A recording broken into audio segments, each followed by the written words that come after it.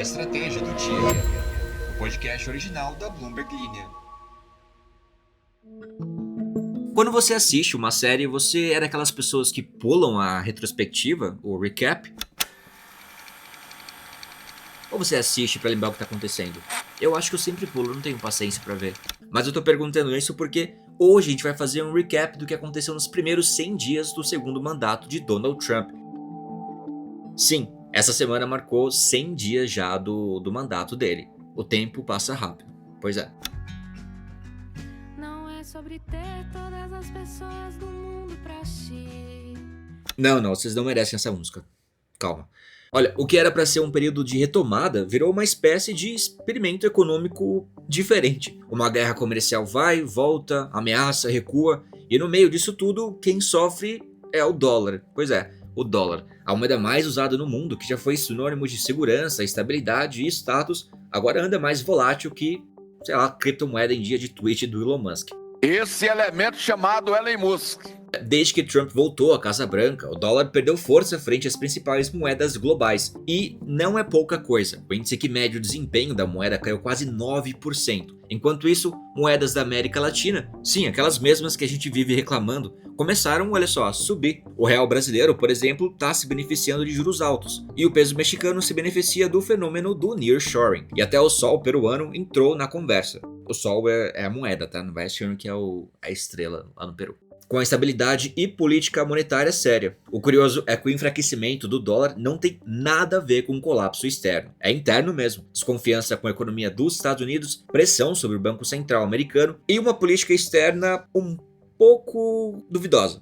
Para muitos analistas, o que estamos vendo agora não é exatamente uma desdolarização, mas sim um claro sinal de que o dólar deixou, pelo menos por enquanto, de ser um porto seguro. E virou um ponto de interrogação. Hoje a gente vai entender então o que isso significa pra gente, pro Brasil, pra América Latina também e pro mundo. E tentar responder, o dólar tá mesmo perdendo o trono? Ou é só uma crise de identidade passageira? Bora falar sobre isso no episódio de hoje. E se você achou que no Web Summit do Rio de Janeiro você só ia ouvir sobre unicórnios, blockchain, IA, surpresa, a estrela da vez foi a China. E não foi porque nasceu outra variante do TikTok não, mas porque o próprio CEO do evento, o irlandês Paddy Cosgrave, subiu no palco, olhou para a plateia e basicamente disse: esse é o século da China, tá? Beijo, tchau. E olha, da China, a principal presença é a do TikTok, que é a plataforma que vocês sabem que vive dias de incerteza nos Estados Unidos, cujo governo, que inclusive desde a era Biden, não estamos falando só de Donald Trump, procura forçar a venda de sua operação americana pela controladora ByteDance para uma Big Tech. E no meio desse cenário geopolítico digno de reality show, Cosgrave foi lá e apostou alto, dizendo que na corrida pela inteligência artificial, quem vai vencer não são as Big Techs americanas com seus chatbots falantes, mas sim a China e os modelos open source. Pois é, lembra que você ouviu falar sobre DeepSeek nos últimos meses? Talvez você ouça ainda mais. Ou seja, o futuro ele pode até ser generativo, mas não necessariamente com o sotaque do Vale do Silício. Doido, hein? Então vamos ver mais a fundo o que rolou nesse dia do evento também. Fica ligado. Lembrando que você pode seguir a gente, sério, clique aqui no nosso perfil no player que você escuta e põe para seguir a gente para ficar atualizado todos os dias do que acontece no mundo dos negócios e de finanças. E de piadas ruins. Lembrando também que você pode avaliar a gente. Você pode clicar ali naquela estrelinha que tem no Spotify e colocar uma nota. De preferência uma nota que seja boa. Tá bom? Valeu. Bora pro episódio. Pra você, 100 dias é bastante tempo? Pouco tempo? Bom, de qualquer forma, dá pra gente afirmar que deu tempo de causar bastante confusão. O destaque até agora tem sido a tal guerra comercial. Basicamente, o governo Trump começou a impor tarifas e depois suspendeu essas tarifas e depois anunciou de novo e depois voltou com essas tarifas. Ou seja, uma montanha-russa de decisões. Resultado, incerteza total nos mercados. E como eu disse no começo do episódio, quem tá sentindo o baque é o dólar. A moeda americana, que sempre foi considerada um porto seguro, tá perdendo força. Desde o começo do ano, ela caiu em relação às principais moedas do mundo, como o euro e o iene. Para você ter uma ideia, o índice que mede o desempenho do dólar, o Bloomberg Dollar Spot Index, caiu mais de 6% em 2025. Já o índice DXY, que compara o dólar com uma cesta de moedas importantes, perdeu quase 9% desde que Trump reassumiu a presidência. Mas o que explica essa queda? Primeiro, os investidores estão preocupados com o crescimento dos Estados Unidos porque a economia lá não está empolgando as pessoas. Segundo, muita gente está perdendo a confiança na forma como o governo americano está lidando com o Federal Reserve, que é o Banco Central dos Estados Unidos. Tem pressão política sobre o Fed, que, caso você não saiba, deveria ser uma instituição independente. Isso gera medo de que o Banco Central não consiga controlar a inflação da forma mais correta. Terceiro, as decisões de Trump em relação ao comércio estão deixando todo mundo de cabelo em pé. O vai e volta das tarifas cria um clima instável e isso afasta investidores. Com menos investidores, menos confiança na economia. Essa combinação de fatores fez com que até grandes bancos de investimento mudassem de opinião sobre o dólar.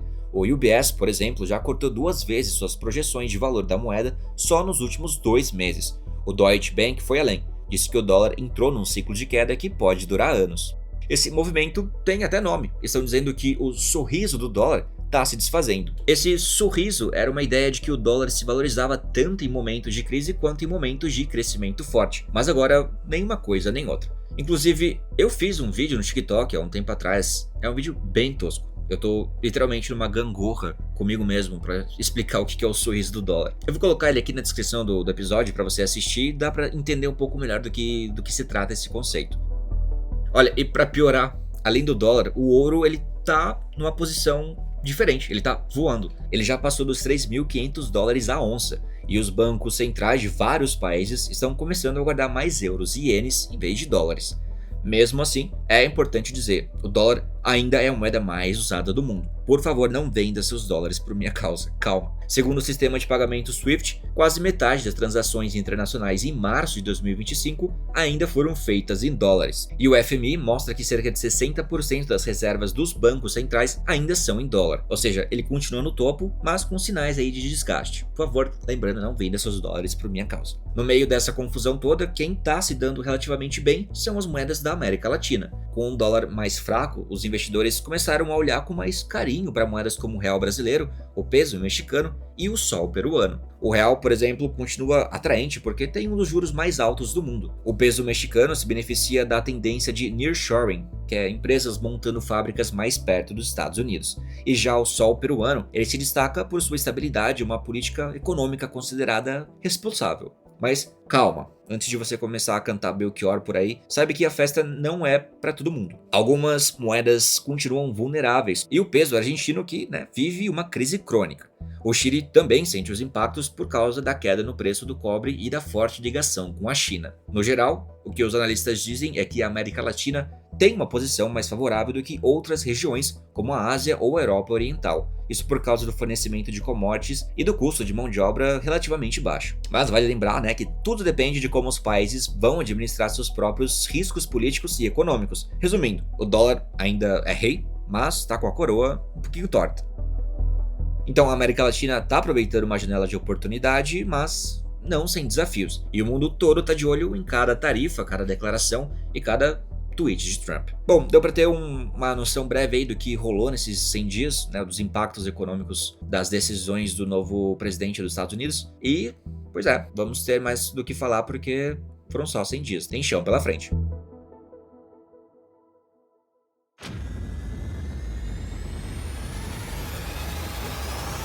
Bloomberg Linha na Web Summit Rio 2025. Direto do Rio de Janeiro, uma cobertura especial com o apoio do Itaú BBA. BBA.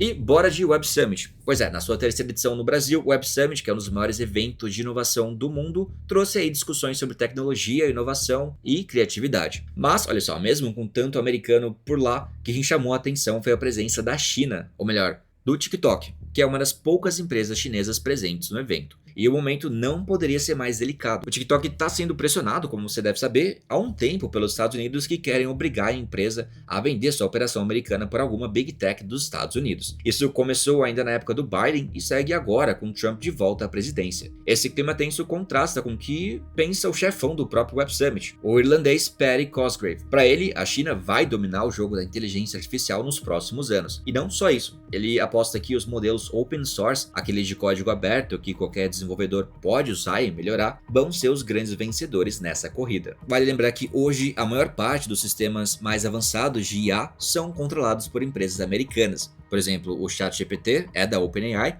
que tem a Microsoft como principal investidora. O Gemini é do Google e a Llama é da Meta, que é dona do Facebook e Instagram. Mas segundo Cosgrave, isso pode mudar. Lá na abertura do evento no Rio, ele foi direto, ele disse assim: esse é o século da China, disso não há dúvida, fecha aspas. E olha só, ele repetiu a sua opinião em uma entrevista à Bloomberg Linha. Segundo Cosgrave, o motivo é o seguinte: a China está investindo pesado em pesquisa de inteligência artificial e com muita qualidade. Ele acompanha o número de estudos importantes que estão sendo publicados e nota que cada vez mais eles vêm de universidades e centros de pesquisa chineses. Essa visão dele não é nova. Lá em 2018, em uma entrevista a um rádio da Bloomberg em Hong Kong, ele já dizia que a China ia dominar essa área. E hoje, segundo ele, o país asiático só acelerou. Está avançando em machine learning, deep learning e inteligência artificial generativa mais rápido que qualquer outro lugar no mundo. E ele explica também que o modelo chinês é muito parecido com o que funcionou durante décadas nos Estados Unidos. Universidades que fazem pesquisas de ponta e empresas que pegam essas ideias e transformam em produtos e negócios. A diferença é que na China, o setor universitário está puxando a inovação tecnológica e o setor privado está indo atrás, comercializando o que é desenvolvido. Então, na visão dele, a China já mostrou que consegue dominar produções industriais e de alta tecnologia, e agora vai fazer o mesmo com as novas fronteiras de inovação, como IA, robótica e afins. E vale lembrar aqui, trazer o nosso contexto geopolítico, que enquanto tudo isso acontece, a briga entre Estados Unidos e China vai ganhando novos capítulos. Com Trump de volta à presidência, ele voltou a ameaçar vários países com novas tarifas, ou seja, impostos aí sobre produtos importados, e isso inclui tudo, de chips de IA até smartphones. Isso quem traz somos nós. Cosgrave, ele não colocou esse debate político no centro do evento, mas ele acabou admitindo aí que o assunto provavelmente vai aparecer nas conversas, e disse que quer que o palco do Web Summit mostre também uma visão mais pró-China, diferente do que normalmente aparece na mídia de tecnologia, que costuma ter uma visão muito mais voltada para os Estados Unidos e para a Europa. Lembrando que tem mais dias de Web Summit, então vamos conversar um pouquinho mais ainda sobre novas tendências nos próximos dias. É só ficar ligado, não precisa até o Rio de Janeiro, caso você não queira, a gente traz aqui para você. Gente, até o próximo episódio, até lá, tchau, tchau. Um big beijo.